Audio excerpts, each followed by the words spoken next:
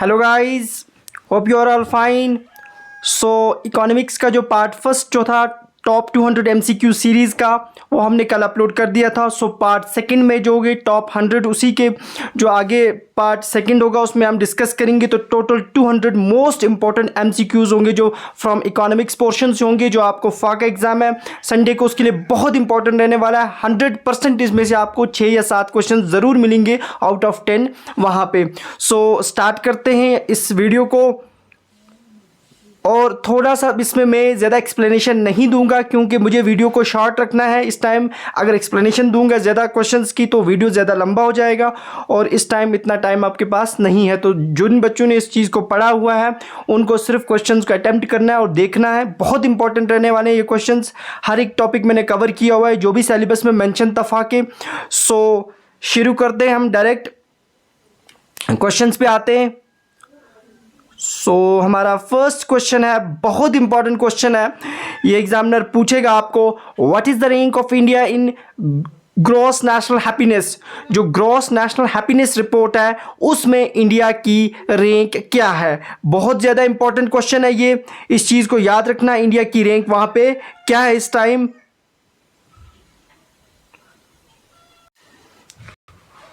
तो gross national happiness में India की रैंक क्या है, बहुत ज़्यादा इंपॉर्टेंट क्वेश्चन है जो 2023 में रैंकिंग आई। तो अकॉर्डिंग टू दैट, उसके अकॉर्डिंगली कौन सी रैंक है इंडिया की, वो है 136। और जिस कंट्री ने टॉप किया है उसका नाम क्या है आपके पास, फिनलैंड। ये भी याद रखना, बहुत इंपॉर्टेंट है फिनलैंड। और ग्रॉस नेशनल हैप्पीनेस जो है ये हमारे पास सबसे पहले इस टर्म को देने वाले जो थे वो किस कंट्री से बिलोंग करते हैं, भूटान से थे वो, और उनका नाम था जैगमे सिंगैमे वांगचुक। बहुत इंपॉर्टेंट है, इन्होंने इसका कॉन्सेप्ट दिया। अब क्या होता है, ज़्यादा मैं नहीं जाऊंगा इस पर। नेक्स्ट क्वेश्चन हमारे पास है,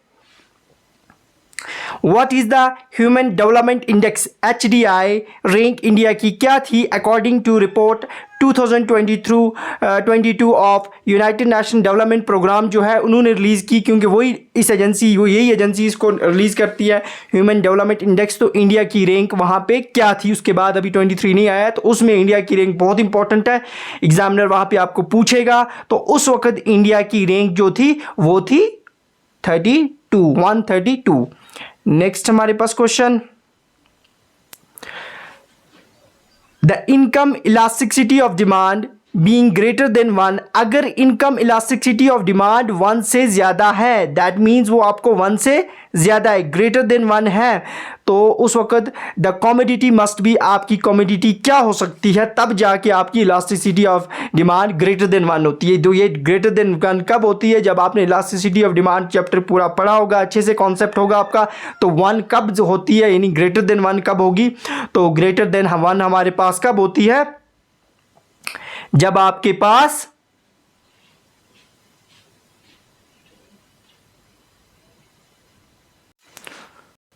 तो वो हमारे पास जब आपको लग्जरीज गुड्स होंगे उनके लिए elasticity of demand greater than 1 होती है।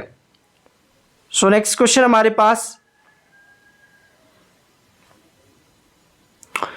The demand of commodity mainly depends upon, demand किस पे डिपेंड करती है, जो कमोडिटी की डिमांड होती है वो किस चीज़ पे डिपेंड करती है, डिमांड डिपेंड करती है परचेजिंग पावर। जब परचेजिंग पावर ज़्यादा होगा तो डिमांड ज़्यादा होगी, that means demand is directly proportional to purchasing power. जब आपकी पॉपुलेशन के अंदर एक पॉपुलेशन में परचेजिंग पावर ज़्यादा होगा लोगों में, तो तभी तो डिमांड ज़्यादा होगी ना, तभी तो लोग खरीदेंगे ना उस चीज़ को। तो इसलिए जब भी आपका परचेजिंग पावर ज़्यादा होगा तब डिमांड ज़्यादा होगी। तो demand is commodity mainly depends upon purchasing power. Next question हमारे पास, इक्विलिब्रियम प्राइस मीन्स, यानी प्राइस में इक्विलिब्रियम कब आता है। जब आपने ग्राफ देखा होगा कि इक्विलिब्रियम प्राइस जो होती है ये कब आता है, जब आपने डिमांड और सप्लाई का कर्व देखा होगा, जब वो ग्राफ आपने देखा होगा उस वक्त क्या होता है, वहाँ पे प्राइस इक्विलिब्रियम में आती है। तो price determined by demand and supply, ये इसका आंसर रहेगा। जब वहाँ पे एक पॉइंट आता है जहाँ पे आपको इक्विलिब्रियम प्राइस मिलती है, ठीक है ना। दोनों ग्राफ वहाँ पे टच करते हैं, याद रखना, बहुत इंपॉर्टेंट है। नेक्स्ट हमारे पास है, if there is a decrease.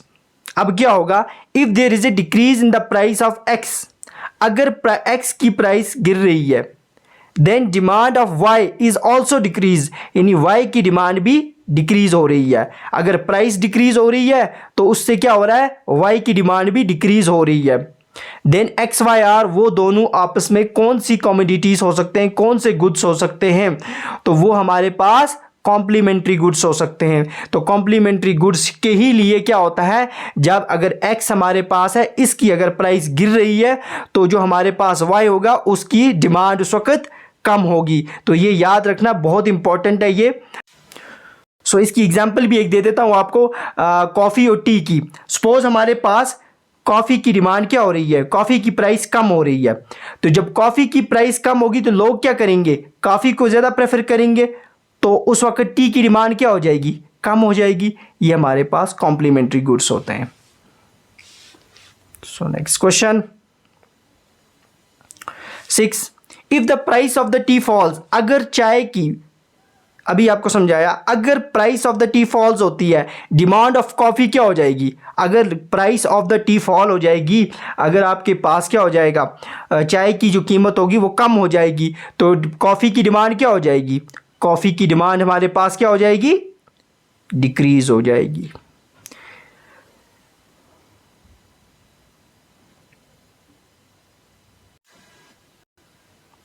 तो इस चीज़ को याद रख लेना। तो जब आपकी क्या हो जाएगा, हमारे पास समझना इस क्वेश्चन को,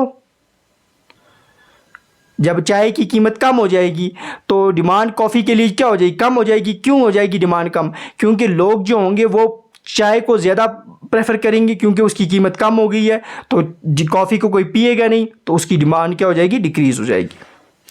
सो नेक्स्ट क्वेश्चन हमारे पास है,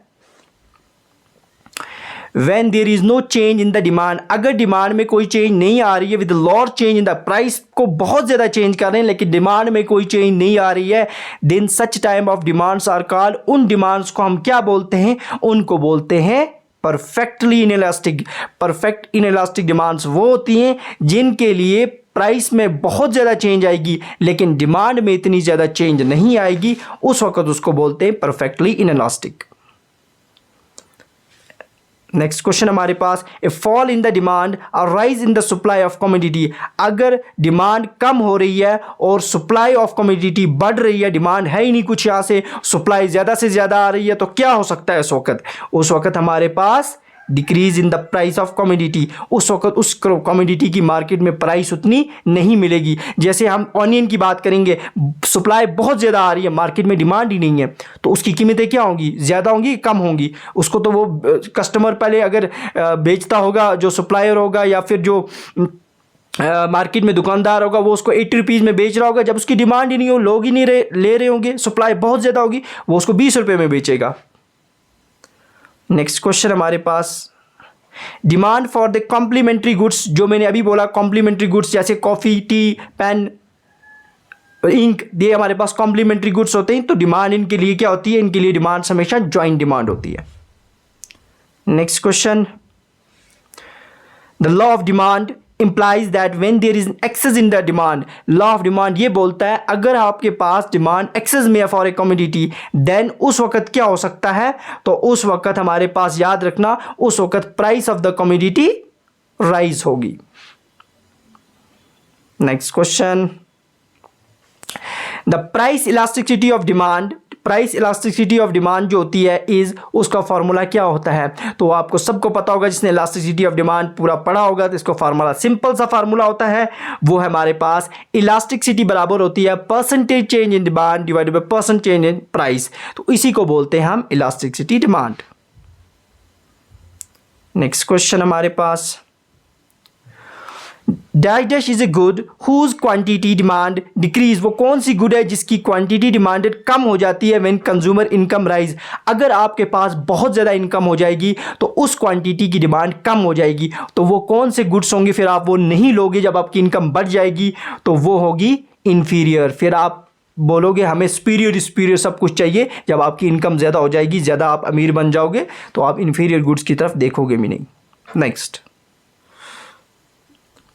ए good a and z are complementary, दो गुड्स हैं वो दोनों क्या हैं, कॉम्प्लीमेंट्री हैं, यानी and increase in the price of z, अगर ए की प्राइस बढ़ती है तो उससे क्या होगा, will increase the demand of good A, तो उससे दूसरे गुड की डिमांड बढ़ जाती है। तो ये चीज़ याद रखना, जैसे हमारे पास एक गुड ए और जेड दोनों क्या है, एक दूसरे के कॉम्प्लीमेंट्री हैं, तो इंक्रीज हो रही है प्राइस ऑफ गुड जेड, तो जेड की जो प्राइस है वो बढ़ रही है, तो उससे क्या होगा, उससे जो ए गुड होगा उसकी डिमांड जो होगी वो बढ़ेगी, क्योंकि इसकी प्राइस बढ़ गई, लोग ये नहीं खरीदेंगे, वो किसको खरीदेंगे, ये नहीं, वो खरीदेंगे दूसरे गुड्स को जिसकी डिमांड बढ़ेगी। उसकी प्राइस बढ़ गई तो लोग उसको कम खरीदेंगे, दूसरे गुड उसका होगा उसको अल्टरनेट लेके वो उसकी डिमांड बढ़ जाएगी, ठीक है ना।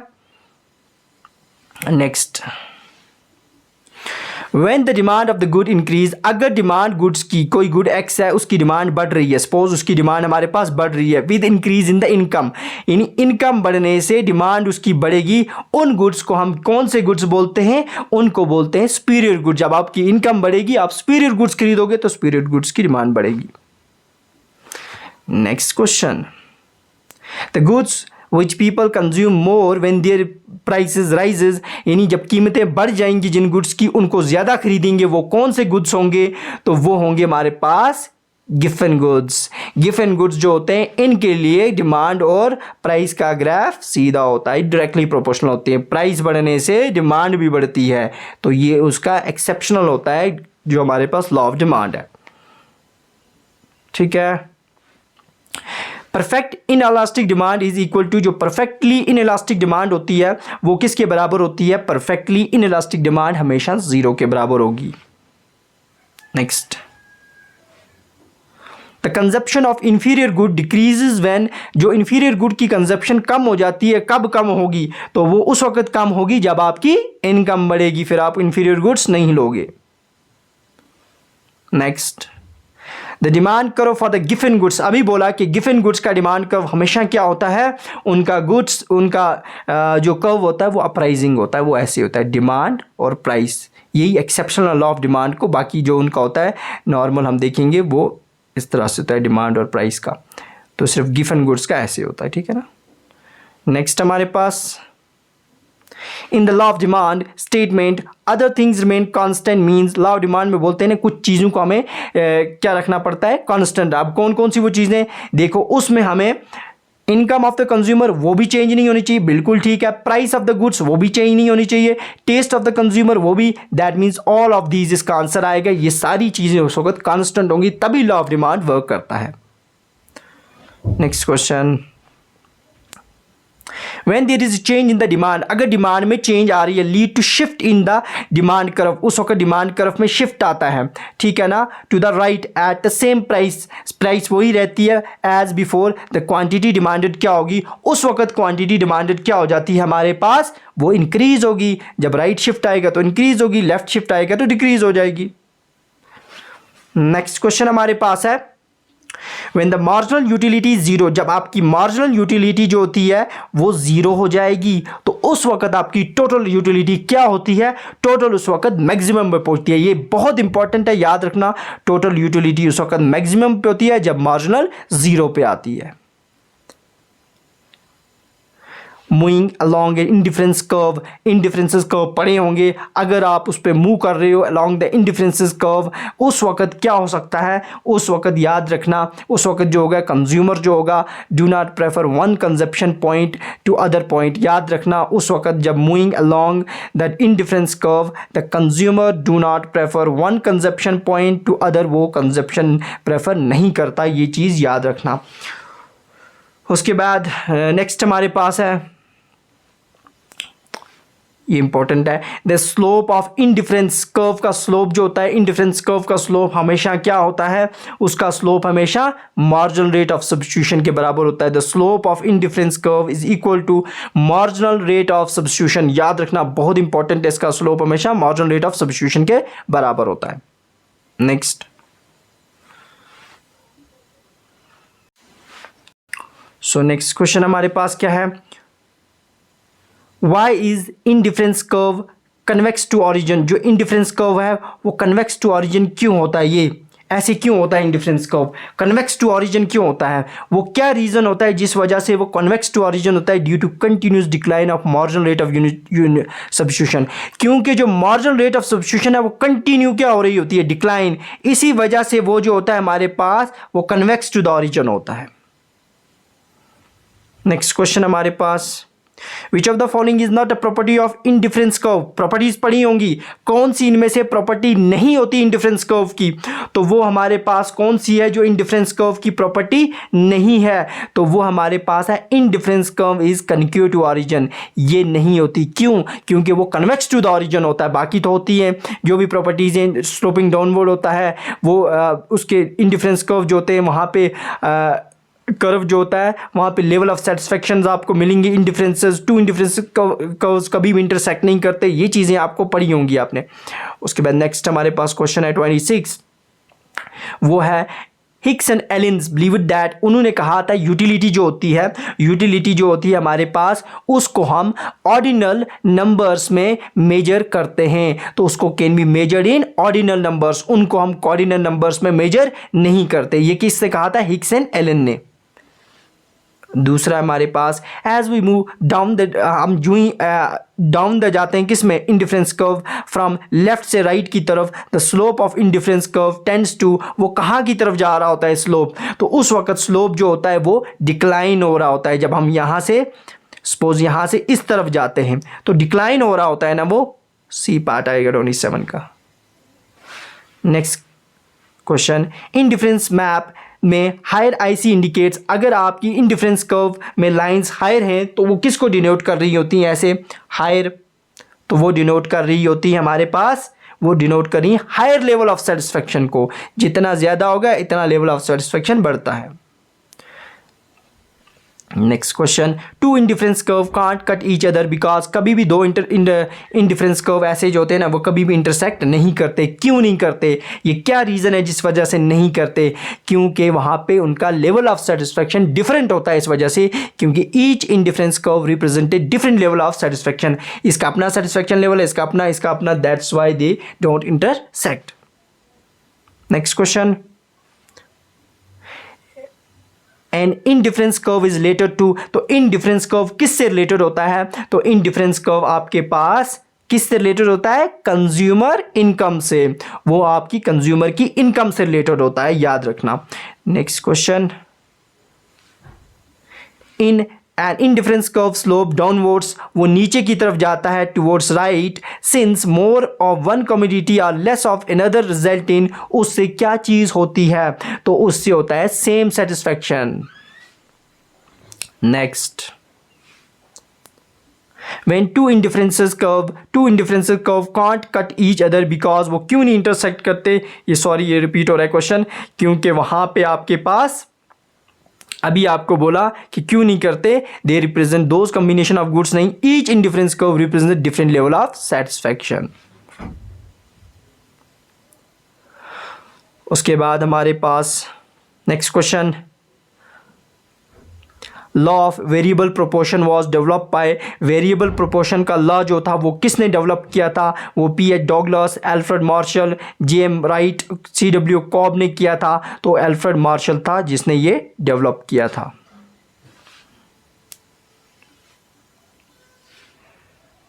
What was the amount, वो कितना अमाउंट था that India about in 1980 from the IMF international monetary fund? जब इंडिया ने 1980s में वो पैसा लिया इंटरनेशनल मॉनेटरी फंड से, वो कितना पैसा था? तो वो उस वक्त था 7 बिलियंस, कर्ज लिया था ये।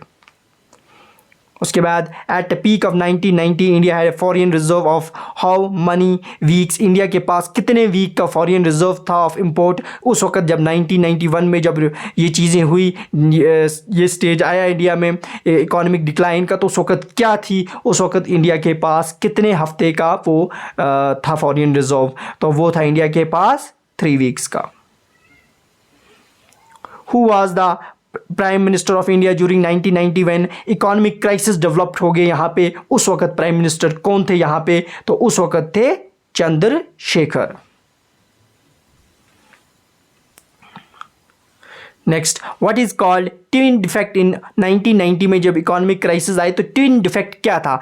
ट्विन डिफेक्ट का मतलब ये था कि वहां पे ट्रेड में भी डिफिसिट हुआ और फिस्कल डिफिसिट दोनों आए, that's why called as twin defect. Next question, what did the Indian government do to get a loan from IMF से? इंडिया ने लोन लेने के लिए क्या चीज़ की? यानी उसने IMF से कर्जा लिया ना उस टाइम जब इकोनॉमिक क्राइसिस हुए, तो क्या किया उस वक्त इंडिया ने? क्या किया था, जो अपने गोल्ड रिजर्व थे वो वहाँ पे एज ए कोलेट्रल रखे कि आप हमारे ये यहाँ पे गिरवी रखो और हमें लोन दे दो, तो India gives gold reserve as collateral. B part आएगा 38 का। Next question 39, What led the way to liberalization in India? में लिबरलाइजेशन किस वजह से आया यहाँ पे, किस चीज़ ने इसको लाया यहाँ पे? तो बहुत इंपॉर्टेंट क्वेश्चन है ये भी। तो वो था इकोनॉमिक क्राइसिस एंड डिफिसिट हुआ, तो उस वजह से यहाँ पे लिबरलाइजेशन आई। और उसके बाद नेक्स्ट 40 क्वेश्चन हमारे पास है, what were the main causes for the depreciation of the Indian currency 1990 में? डिप्रिसिएशन में क्यों चली गई? सबसे बड़ा कॉज क्या था यहाँ पे, कौन से कॉजेज थे? तो वो थे हमारे पास यहाँ पे क्या हुआ, डिफिसिट्स हुए, दोनों हमने देखा ट्विन डिफिसिट्स हुए, the over valuation of rupee की वैल्यू ओवर हो गई बहुत ज़्यादा, एंड इन्वेस्टर का कॉन्फिडेंस, इन चीज़ों की वजह से यहाँ पे ये चीज़ें हुई। नेक्स्ट क्वेश्चन हमारे पास है 41, what was India's gross fiscal deficit? उस वक्त ग्रॉस फिस्कल डिफिसिट क्या था इंडिया का 1990 में? तो उस वक्त इंडिया का ग्रॉस फिस्कल डिफिसिट जो था वो 12.7% ऑफ द GDP था, ग्रॉस डोमेस्टिक प्रोडक्ट का।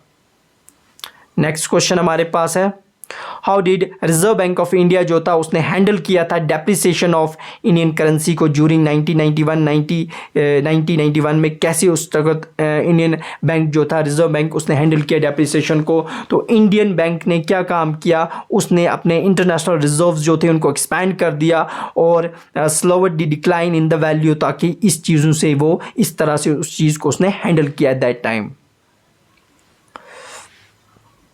What was India's foreign exchange reserve value? उस वक्त जनवरी 1991 में इंडिया की फॉरेन रिजर्व वैल्यू क्या थी? तो 43 का हमारे पास आंसर रहेगा, उस वक्त थी $1.2 बिलियन। बहुत इंपॉर्टेंट क्वेश्चन है ये, under whose prime ministership did the government brings about liberalisation? India में लिबरलाइजेशन लाया वो कौन सा प्राइम मिनिस्टर था उस वक्त? तो जिनके अंडर लाया गया था वो थे PV Narasimha Rao. Next question हमारे पास है, to which two banks did India airlift? दो बैंक्स को इंडिया ने एयरलिफ्ट किया, airlift gold as collateral for loan. वो दो कौन से बैंक्स थे? तो वो थे हमारे पास उस वक्त, एक था बैंक ऑफ इंग्लैंड और यूनियन बैंक ऑफ स्विट्जरलैंड। तो ये दो बैंक्स थे जहाँ पे इंडिया ने क्या किया, एयरलिफ्ट किया अपने गोल्ड्स को as a collateral for loan के लिए। इन दो बैंक के पास अपना वो सोना गिरवी रखा। Next, who was the Indian finance minister during the economic reform? आए उस वक्त फाइनेंस मिनिस्टर कौन था? बहुत इंपॉर्टेंट क्वेश्चन है। उस वक्त थे मनमोहन सिंह, जो के फॉर्मर प्राइम मिनिस्टर भी रहे। Next question, structural reforms and stabilisation measures come under which policy? ये कौन सी पॉलिसी के अंदर आते हैं ये वाले रिफॉर्म्स? तो ये रिफॉर्म्स हमारे पास आते हैं जब नई इकोनॉमिक पॉलिसी आई, उसके अंदर आपको स्ट्रक्चरल रिफॉर्म भी मिलेंगी, स्टेबलाइजेशन भी मिलेगी। नेक्स्ट क्वेश्चन है, which organization is responsible for regulating the financial sector? India में रेगुलेट करने के लिए कौन सी ऑर्गेनाइजेशन बनाई गई? वो कौन सी थी जो रेगुलेट करती थी फाइनेंशियल सेक्टर्स को? तो वो थी यहाँ पे Reserve Bank of India. Next question 49, after the finance sector reform के बाद there was a limit on the foreign financial investment पे एक लिमिट लगा दी गई। What was the percentage of limit? वो कितना लिमिट उन्होंने रखा था? उसके बाद फाइनेंशियल क्राइसिस के बाद उसके बाद क्या हुआ कि उन्होंने कितना रखा? उसके बाद उन्होंने रखा वो 74%। तो 74% उस वक्त इतना रखा कि फॉरेन इन्वेस्टमेंट कर सकते हो। उसके बाद नेक्स्ट क्वेश्चन है, which of the following organisation is Navratna? Navratna किसको बोलते थे? उस किस वाली ऑर्गेनाइजेशन को नवरत्ना में रखा गया था? तो वो थी हमारे पास नेशनल एल्युमिनियम कंपनी, NALCO, इसको रखा गया नवरत्ना में। नेक्स्ट क्वेश्चन हमारे पास, What is the policy that work on integrating the country's economy and global economy? दोनों को नेशनल लेवल पे भी और डिफरेंट कंट्रीज इकोनॉमी को इंटीग्रेट करना, उसे हम बोलते हैं, सिंपल सी टर्म है ग्लोबलाइजेशन। तो 51 का क्या आएगा, सी, यानी डिफरेंट इकोनॉमीज ऑफ वर्ल्ड को इंटीग्रेट करवाना। Next, what is the name of the organisation that is the predecessor of the World Trade Organisation? पहले वर्ल्ड ट्रेड ऑर्गेनाइजेशन से पहले क्या थी, उसका नाम बोलो। बहुत इंपॉर्टेंट है, ये मैंने डिस्कस किया हुआ है ऑलरेडी। तो ये उसका क्या नाम था, general agreement of trade and traffics. Next question है, what is another name of world bank? का दूसरा नाम क्या है? इसे बोलते हैं हम international bank for reconstruction and development. तो बी आंसर आएगा इसका, ठीक है ना, 53 का। नेक्स्ट हमारे पास है, when were economic reform introduced in India? में इकोनॉमिक रिफॉर्म कब इंट्रोड्यूस किए गए थे? तो वो थे 1991। What was the issue that was being addressed through the economic reform? जो इकोनॉमिक रिफॉर्म आया 1991, उसमें कौन सा इशू एड्रेस किया गया था? तो उसमें उस वक्त कौन सा इशू एड्रेस किया गया था? उस वक्त जो फॉरेन क्राइसिस थे, मतलब फॉरेन एक्सचेंज के क्राइसिस थे, उसको वहाँ पे डिस्कस किया गया था, उसको एड्रेस किया गया था। तो याद रखना, उस वक्त थे क्राइसिस जो थे फॉरेन एक्सचेंज के, उनको डिस्कस किया गया था। और किसने इनिशिएट किया न्यू इकोनॉमिक पॉलिसी 1991 को? तो नई इकोनॉमिक पॉलिसी जो थी, ये किसने लाई थी? ये बहुत इंपॉर्टेंट है। न्यू इकोनॉमिक पॉलिसी को लाने वाले का नाम जो था वो थे उस वक्त के finance minister. What was the objective of new economic policy 1991 का? इसका ऑब्जेक्टिव क्या था, मेन एम क्या था इसका? तो इसका जो मेन एम था वो था इकोनॉमिक रिफॉर्म्स लाना। Which one of the following act that got quashed after the introduced of जब नेशनल एजुकेशन, जब नेशनल हमारे पास जो पॉलिसी आई, न्यू रिफॉर्म पॉलिसी आई 1991, उसके मुझे बोलो कि व्हाट वाज द एक्ट? वो कौन सा एक्ट था जो क्रैश हो गया, उससे पहले जो था वो ख़त्म हो गया, वो कौन सा एक्ट था? वो था हमारे पास MRTP एक्ट जो था वो ख़त्म हो गया। Next question, What is the name of the book written by M.V. Visvesvaraya on the economy of India? में इन्होंने एक बुक लिखी है, बहुत ज़्यादा इंपॉर्टेंट है, ये याद रखना। इन्होंने बुक लिखी है, उस बुक का नाम बोलो आप। तो उसका नाम है हमारे पास planned economy of India, that is been written by M.V. Visvesvaraya. Next question, who is referred as the father of Indian economic reform? का फादर कहा जाता है उसे, वो कौन है? ये बहुत ज़्यादा इंपॉर्टेंट क्वेश्चन है, वो है PV नरसिम्हा रॉय। इन्हें फादर ऑफ इंडियन रिफॉर्म कहा जाता है। Next question, what were the main reforms introduced by PV Narasimha Rao? ने कौन से रिफॉर्म लाए? इन्होंने 3 चीज़ें लाई, बहुत इंपॉर्टेंट है, वो याद रखना। वो कौन सी थी? Liberalisation, globalisation and privatisation. तो ये तीनों चीज़ें जो थी ये PV नरसिम्हा रॉय ने लाई, इन्हें फादर ऑफ इंडियन रिफॉर्म कहा जाता है। नेक्स्ट क्वेश्चन हमारे पास, when a country economy becomes globalized, जब उसकी इकोनॉमी ग्लोबलाइज्ड हो जाएगी तो which of the following things happen? क्या चीज़ें होंगी जब वो नेशनल लेवल्स पे, इंटरनेशनल लेवल्स पे ट्रेडिंग होगी? तो क्या चीज़ें होगी उस टाइम? तो उस टाइम हमारे पास, तो याद रखना बहुत इंपॉर्टेंट है, उस वक्त आउटसोर्सिंग होगी, क्योंकि उस वक्त हमारे पास डिफरेंट कंट्रीज से हम ट्रेड करेंगे। नेक्स्ट क्वेश्चन हमारे पास है, Which of the following sector remained a public sector even after the reform of 1991? के बाद भी वो पब्लिक सेक्टर ही रहा। तो वो कौन सा सेक्टर था जो पब्लिक एंड गवर्नमेंट के अंदर ही रहा? वो उसके बाद भी 1991 रिफॉर्म के बाद भी वो था रेलवेज। बहुत इंपॉर्टेंट है ये। Next question, the income elasticity of demand being greater than 1, अगर वो 1 से ज़्यादा हो जाएगी तो कमोडिटी मस्ट बी, आपकी कमोडिटी क्या होगी? तो उस वक्त कमोडिटी जो होगी आपकी लग्जरियस होगी। ये सॉरी, ये क्वेश्चन पहले भी हमने रिपीट हो गया ये। नेक्स्ट क्वेश्चन, बहुत ज़्यादा इंपॉर्टेंट क्वेश्चन है। India secure dash rank in 13th edition of biennial environment performance index EPI जो आया 2022 का, 23 का भी नहीं आया, उसमें एनवायरनमेंट परफॉर्मेंस इंडेक्स में 180 कंट्रीज़ में से इंडिया की रैंक क्या आई थी? तो इंडिया की रैंक 180 थी, 180 थी, याद रखना, बहुत इंपॉर्टेंट है। उससे पहले 168 थी, तो ये चीज़ याद रखना, ये पूछेगा एग्जामिनर आपको। उसके बाद 66 क्वेश्चन हमारे पास, the phrase gross national happiness was first coined in, इस फ्रेज को सबसे पहले कहाँ पे कॉइन किया गया, इसको किस कंट्री में, वो थे भूटान के अंदर, और भूटान का किंग तो उसका नाम था जैग्मी सिंगे वेंगचुक, इसी ने ये टर्म दी थी 1972 में, ये भी याद रखना। नेक्स्ट क्वेश्चन हमारे पास है, the non expenditure cost which arise, जो अराइज हो जाती है when producing firm itself and supplies certain factor of production, खुद देगी जो फैक्टर ऑफ प्रोडक्शन को, तो वो आपके पास कौन सी कॉस्ट होती है, एम्प्लिसिट कॉस्ट होती है, याद रखना 67 का सी, वो एम्प्लिसिट होती है क्योंकि बाहर से तो नहीं ले रहे हो आप। उसके बाद नेक्स्ट क्वेश्चन हमारे पास, what is the rank of India in the global hunger index 2023 में, इंडिया की रैंक क्या है, तो बहुत इंपॉर्टेंट है, ग्लोबल हंगर इंडेक्स में इंडिया 111 पे है, तो ये भी बहुत इंपॉर्टेंट क्वेश्चन है।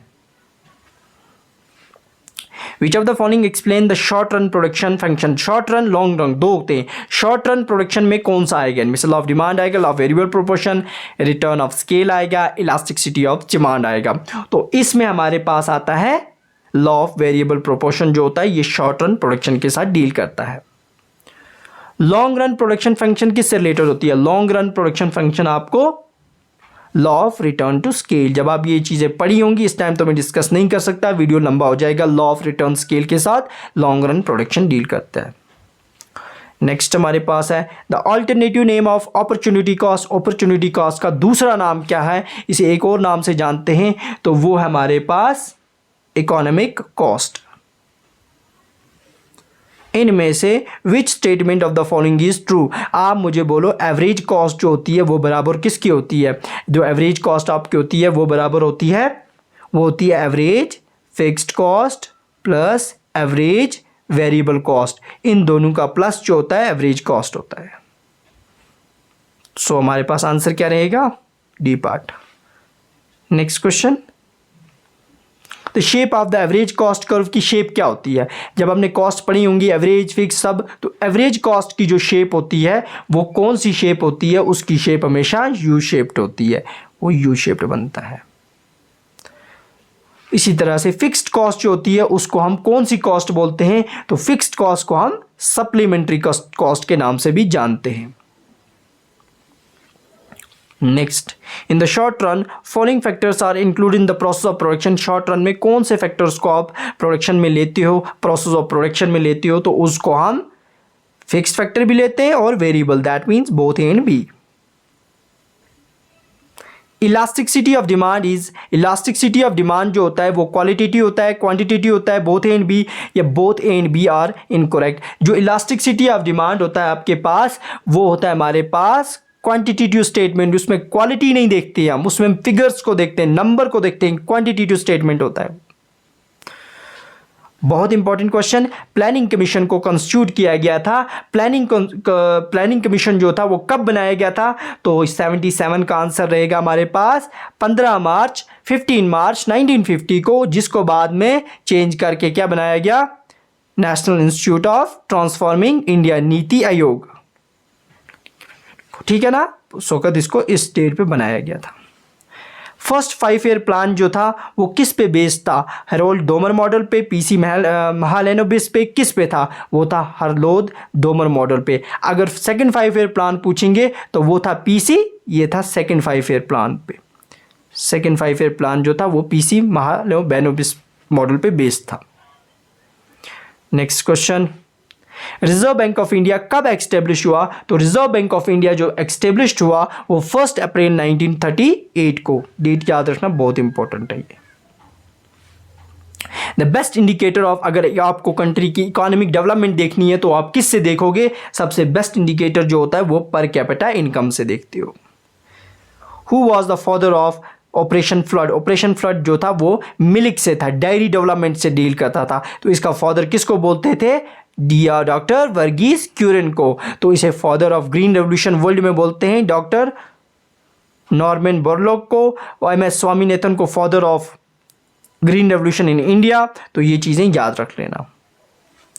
नेक्स्ट, फर्स्ट 5 ईयर प्लान जो था वो किस डेट से किस डेट तक था, तो फर्स्ट 5 ईयर प्लान जो था वो 51 से लेकर 56 तक। ह्यूमन डेवलपमेंट इंडेक्स जो था उसे डेवलप किसने किया था, इसका कॉन्सेप्ट सबसे पहले देने वाले का नाम महबूबुल हक था। बहुत इंपॉर्टेंट है, ये चीजें आपको पूछेगा examiner. When was world bank formed, तो वर्ल्ड बैंक जब बना तो वो डेट क्या थी, वो डेट थी 1945। Next question, the value of commodity express in terms of money. जब जैसे हम बोलेंगे हमारे पास कोई कमोडिटी है, कोई मार्कर है, उसकी वैल्यू को हम एक्सप्रेस करेंगे इन टर्म्स ऑफ मनी, हम बोलेंगे 20 रुपीज़ है, तो वो उसकी क्या होगी, वो उसकी प्राइस होगी, वो क्या होगी, उसकी प्राइस होगी। सो आंसर रहेगा। तो यहाँ तक हम हमारे जो इकोनॉमिक्स के जो टॉप MCQ सीरीज़ थी वो कंप्लीट होती है। ये ज़रूर पढ़ के जाना, एग्ज़ाम से पहले इनको एक बार नज़र दे के जाना, बहुत इंपॉर्टेंट रहेगी आपके लिए। तो देख लेना यहाँ से कितने क्वेश्चंस आपको आते हैं, और बाकी पोर्शंस पे भी हम वीडियो कंटिन्यू ला रहे हैं, कोशिश करेंगे। उसके बाद हमारा थ्योरेटिकल पार्ट्स भी शुरू होंगे, जो जो चीज़ें हमें कवर करनी है, जनरल साइंस कवर करनी है, फिर हम उस पर MCQ सीरीज़ लाएंगे। तो इस तरह से ये चीज़ें कंटिन्यू रहेंगी। और जो भी इस चैनल पे फर्स्ट टाइम देख रहा है उस चैनल को सब्सक्राइब कर ले, बेल आइकन को प्रेस कर ले, और हमारे टेलीग्राम चैनल को ज्वाइन करने के लिए डिस्क्रिप्शन में लिंक दी हुई है, वहाँ से आप ज्वाइन कर सकते हो। और मिलते हैं कल। ओके, अल्लाह हाफिज़, थैंक यू।